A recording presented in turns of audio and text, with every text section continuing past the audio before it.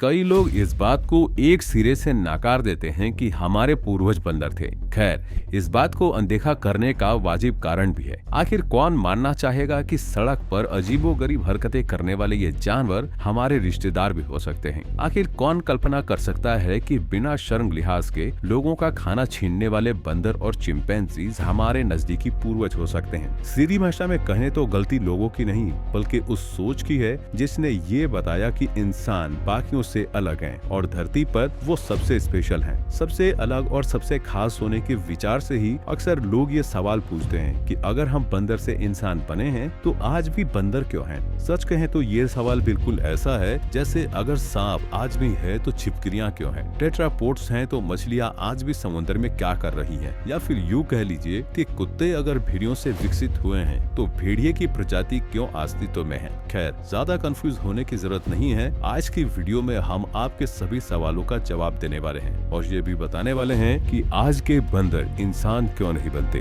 धरती पर सबसे अनोखा और सबसे इम्पोर्टेंट होने का विचार कितना सुहाना लगता है ना? शायद यही वजह है कि चार्ल्स डार्विन की ओरिजिन ऑफ स्पीशीज को लोग कभी समझ ही नहीं पाए। लोग अक्सर कहते हैं कि मानव का बंदर से इंसान बनने का विचार चार्ल्स डार्विन ने दिया। खैर, यह सच है कि कुदरत की एवोल्यूशन थ्योरी पर सबसे पहले उन्होंने ही बात की थी, लेकिन उन्होंने ये कभी नहीं कहा कि हम सीधे बंदर से इंसान बन गए। ये सच है कि प्राइमेट्स, चिंपैंजी, एप्स सब अलग अलग स्पीशीज हैं। अगर आप ह्यूमन डीएनए को बंदर के डीएनए से मैच करेंगे तो पाएंगे कि हमारा केवल 93% डीएनए मुंह से मेल खाता है, जबकि चिंपैंजी से हमारा डीएनए 99% तक मिलता है। ये सुनने के बाद आप भी इस सोच में होंगे कि हमारे नजदीकी पूर्वज बंदर ना होकर चिंपैंजी रहे होंगे और हम सीधे उन्हीं से इवॉल्व हुए होंगे। लेकिन आपकी ये सोच सरासर गलत है। हम ना तो चिंपैंजी से विकसित हुए हैं और ना ही हमारा एवोल्यूशन पूरी तरह बंदर से हुआ है। एवोल्यूशन की प्रक्रिया में बंदर और चिंपैंजी हमसे जुड़े हुए जरूर हैं, लेकिन हमारा रिश्ता इस प्रजाति से बहुत दूर का रहा है। आप जरूर सोच रहे होंगे कि भला ये कैसी बेतुकी बात है? जब हमारा डीएनए चिंपैंजी से मेल खाता है तो फिर हमारा इवोल्यूशन उनसे अलग कैसे हो सकता है? तो चलिए इस पेचीदा बात को हम एक एग्जाम्पल की मदद से समझाते हैं और आपको एक बर्ड के एवोल्यूशन की कहानी सुनाते हैं। इसे गौर से सुनिएगा,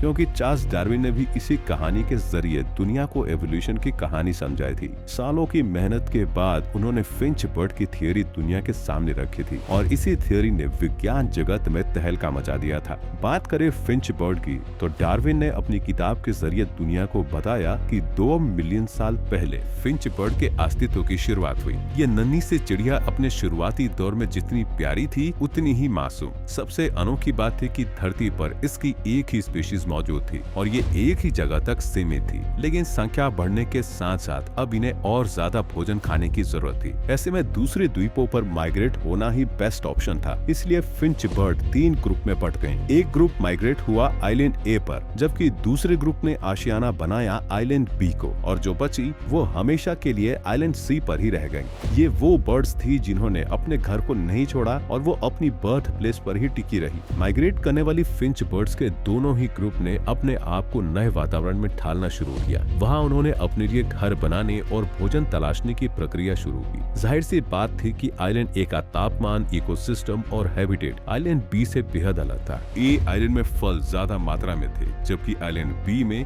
बग्स, इंसेक्ट्स मौजूद थे। ऐसे में आइलैंड ए पर रहने वाली फिंच बर्ड्स में फलों को खाने के लिए हार्ड और लंबी चोंच का विकास हुआ और आगे चलकर इन फिंचेस को लॉन्ग बिक फिंच बुलाया गया। जबकि क्यूरों को खाने के लिए एक बड़ी चोंच की जरूरत नहीं थी, लेकिन मजबूती जरूर चाहिए थी। इसलिए आइलैंड बी पर रहने वाली फिंचेस की चोंच छोटी ही रही, लेकिन वो काफी मजबूत हो गई। इन फिंचेस को शॉर्ट बिग फिंचेस का नाम दिया गया। शुरुआती दौर में फिंचेस को कई मुश्किलों का सामना करना पड़ा, लेकिन मुश्किल हालातों में सरवाइव करने के लिए इन दोनों ने खुद को इवॉल्व कर लिया। अब धरती पर फिंचेस की 3 तरह की प्रजातियां मौजूद थी। पहली वो जिनके पास एक लंबी चोंच थी और वो फल खाती थी। दूसरी वो जिनकी चोंच छोटी और मजबूत थी, और तीसरी वो प्रजाति जो आइलैंड सी पर मौजूद थी। सी आइलैंड पर रहने वाली फिंचेस वो थी जिनसे बाकी द्वीपों पर फिंचेस माइग्रेट हुई थी, यानी कि यहाँ फिंचेस अपने असली स्वरूप में मौजूद थी। आप ये भी कह सकते हैं कि सी आइलैंड में रहने वाली फिंचेस से हमें 2 नई स्पीशीज मिली जो अपने अपने हिसाब से इवॉल्व हुई। अगर आप इनका डीएनए मिलाएंगे तो दोनों प्रजातियों का डीएनए वही होगा जो जो इनके सोर्स का है, लेकिन इन दोनों का एवोल्यूशन एक दूसरे से अलग है। ऐसे में हम इन्हें एवोल्यूशनरी कजन्स का दर्जा दे सकते हैं। ये एग्जाम्पल केवल फिंचेस पर ही नहीं बल्कि इंसानों पर भी लागू होता है। असल फैक्ट तो ये है कि बंदर और चिंपैंजी हमारे एवोल्यूशनरी कजन्स है। अब सवाल आता है कि अगर चिंपैंजी हमारे एवोल्यूशनरी कजन्स हैं, तो वो कौन सा सोर्स रहा होगा जिससे हम अलग हुए होंगे। ये जानने के लिए चलिए इतिहास में पीछे चलते हैं।